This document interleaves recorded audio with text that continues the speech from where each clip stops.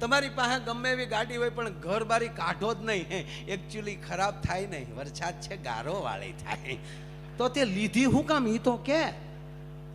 અને હું તો આપ બધાને વિનંતી કરું ભાઈ, આપણે એવું નથી કે આપણે જ રૂપિયા વાળું થવું, એમ હારા માણસના ભાઈ બંધ રહ્યો ને તોય મફતમાં મોજ કરશું.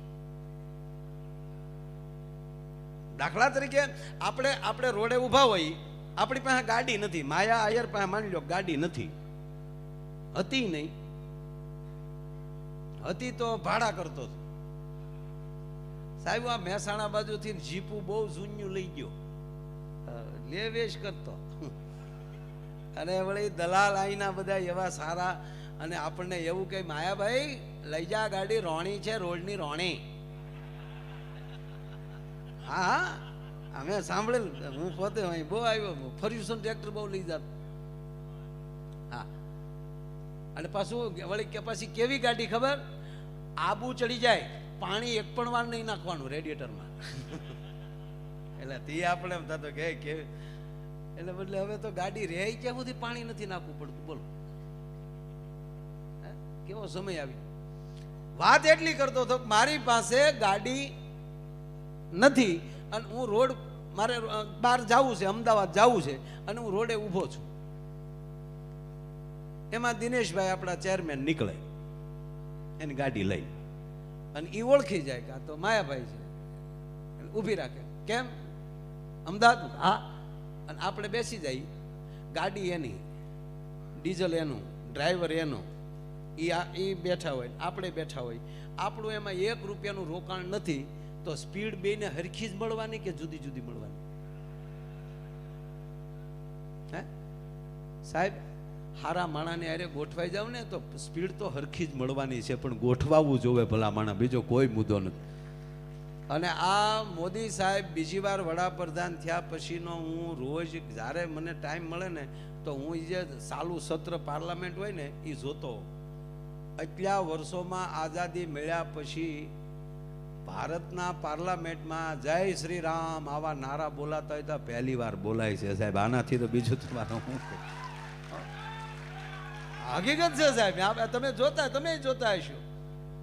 1951 બેન, આપ તો વિધાનસભામાં બેસો છો એટલે મને યાદ આવ્યું એટલે કહું. 1951 જે ગૃહમંત્રી હોય મારે એ તત્કાલના, મને કોઈ વાંધો નથી, એ વખતના ભૂપત બારવટિયાએ, ગુજરાતનો ખુખાર બારવટીયો સાહેબ, 3 ગામ એને ભાંગ્યા અને 3 ગામના 47 માણસોને માર્યા.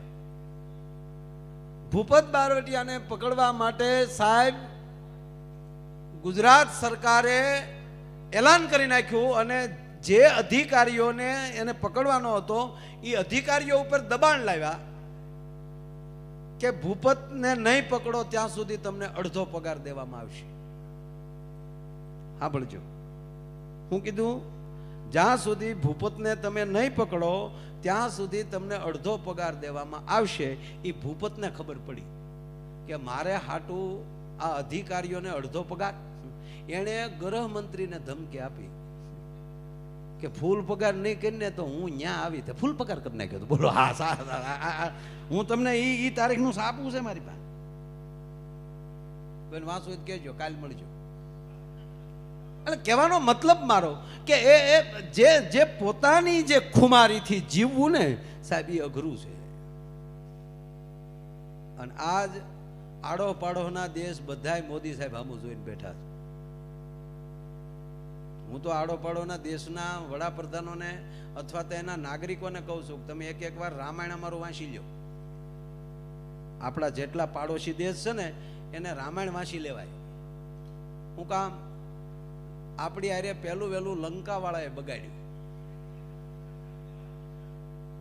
બરાબર, લંકા આરે આપણે વાંધો પડ્યો અને રાવણે માં જાનકીનું અપહરણ કર્યું. ભગવાન રામ ત્યારે વનમાં હતા, એક પણ માણસની મદદ ભગવાને નથી લીધી, એકલા રીસ ને વાંદરા લઈને ગયા હતા.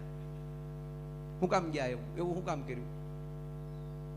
એડે ખબર હતી કે પછી હજારો વર્ષ પછી આ ભારત આઝાદ થાહે, દેશના ભાગલા પડશે, પાડોશી દેશ વાયડાઈ કરશે, ત્યારે એને રામાયણ અંબાવી દેવાનું. પેલા વાંચી લો.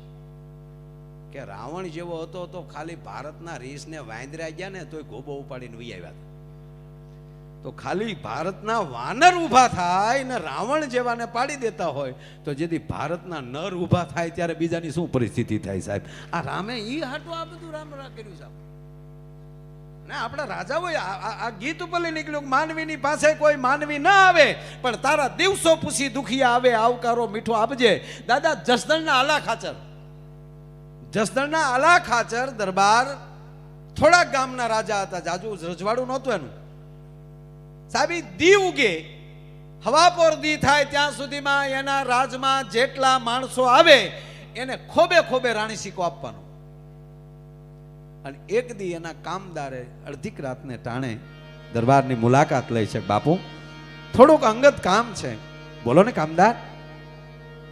કે બાપુ કામ તો ઈ છે કે હવે થોડીક દાતારી ઓછી કરી નાખો, 5 આપતા હોય એને 2 આપો. કેમ? કે બાપુ તિજોરી મળી જ ખાલી થવા, રાતના ખર્ચ પૂરા નથી પડતા. એવું? હા. અને બીજું બાપુ ઈ કહું, ઈ તો ગોળ હોય ને ત્યાં માખ્યો આવે, ઈ ગોળ હોય ત્યાં માખ્યો આવે. ઈ શબ્દ જ્યાં પૂરો થયો, એક દિવસ જવા દીધો ને બીજે દિવસે એમ કહેવાય કે અડધીક રાતને ટાણે ઈ જ સમયે કામદારને બોલાવ્યા. કામદાર હાજર થયા. બાપુ બોલાવવાનું કારણ કે તમે મને કાલે કઈક સલાહ દેતા હતા ને કે બાપુ હું તમને શું સલાહ આપું, હું તો આપનો નોકર છું પણ મારી ફરજ છે, મારે તમારું ધ્યાન દોરવું જોઈએ એટલે મેં આપને કીધું. ના તમે મને બીજું કાંઈક કીધું. બીજું એ કીધું બાપુ ગોળ હોય ને માખ્યો આવે. કે હા ગોળ હોય ને માખ્યો આવે એવું કીધું ને. કે હા. એટલે રાતે ગોળ મૂકીને જસદણના આલા ખાચર એટલું બોલ્યા કે લ્યો કામદાર આ રહ્યો ગોળ, માખ્યો લઈ આવી ગયો. ત્યારે કામદાર એટલું બોલ્યા કે બાપુ એ તો દી હોય તો માખ્યો આવે ને.